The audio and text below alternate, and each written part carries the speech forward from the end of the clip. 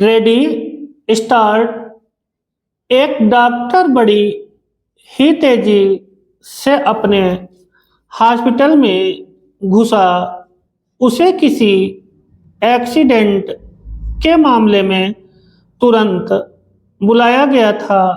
अंदर घुसते ही उसने देखा कि जिस लड़के का एक्सीडेंट हुआ है उसके परिजन बड़ी बेसब्री से उसका इंतजार कर रहे हैं। डॉक्टर को देखते ही लड़के का पिता बोला, आप लोग अपनी ड्यूटी ठीक से क्यों नहीं करते? आपने आने में इतनी देर क्यों लगा दी? अगर मेरे बेटे को कुछ हुआ तो इसके जिम्मेदार आप होंगे।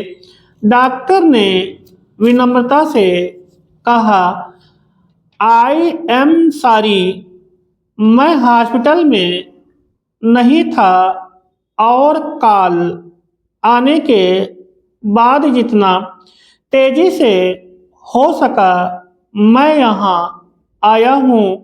कृपया अब आप लोग शांत हो जाइए ताकि मैं इलाज कर सकूं।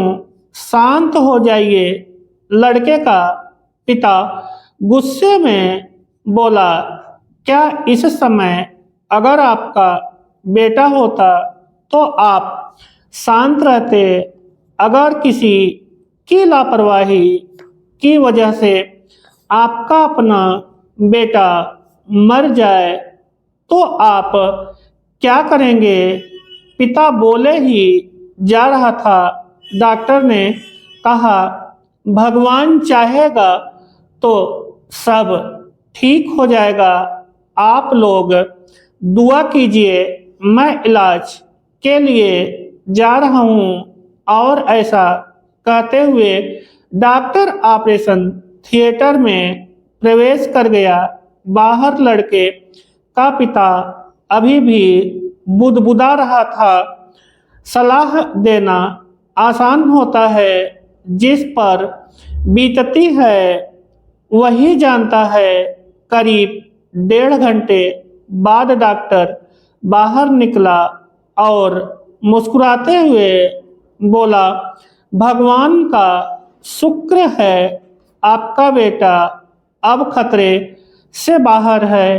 यह सुनते ही लड़के के परिजन खुश हो गए और डॉक्टर से सवाल पर सवाल पूछने लगे। वो कब तक पूरी तरह से ठीक हो जाएगा? उसे डिस्चार्ज कब करेंगे? पर डॉक्टर जिस तेजी से आया था उसी तेजी से वापस जाने लगा और लोगों से अपने सवाल नर्स से पूछने को कहा। ये डॉक्टर इतना घमंडी क्यों है? ऐसी क्या जल्दी है कि वो 2 मिनट हमारे सवालों का जवाब नहीं दे सकता? लड़के के पिता ने नर्स से कहा।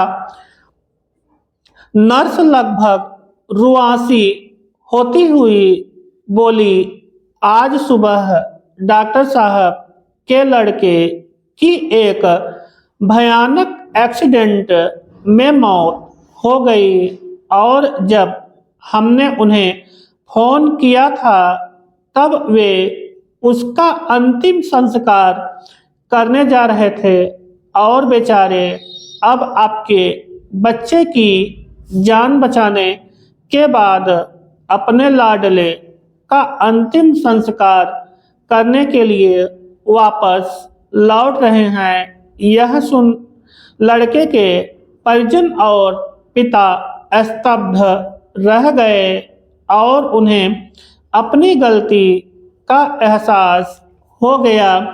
फ्रेंड्स, बहुत बार हम किसी सिचुएशन के बारे में अपनी तरह जाने बिना ही उस पर रिएक्ट कर देते हैं, पर हमें चाहिए कि हम खुद पर नियंत्रण रखें और पूरी स्थिति को समझे बिना कोई नकारात्मक प्रतिक्रिया ना दें, वरना अनजाने में हम उसे ही ठेस पहुंचा सकते हैं जो हमारा ही भला सोच रहा हो।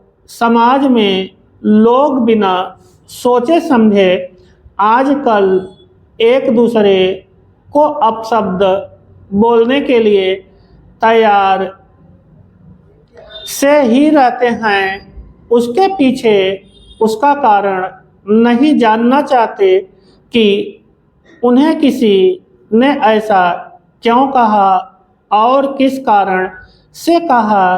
इसलिए बड़ों का कहना है कि अपनी वाणी पर नियंत्रण जरूर रखें, चाहे आप कहीं पर भी बैठे क्यों ना हों।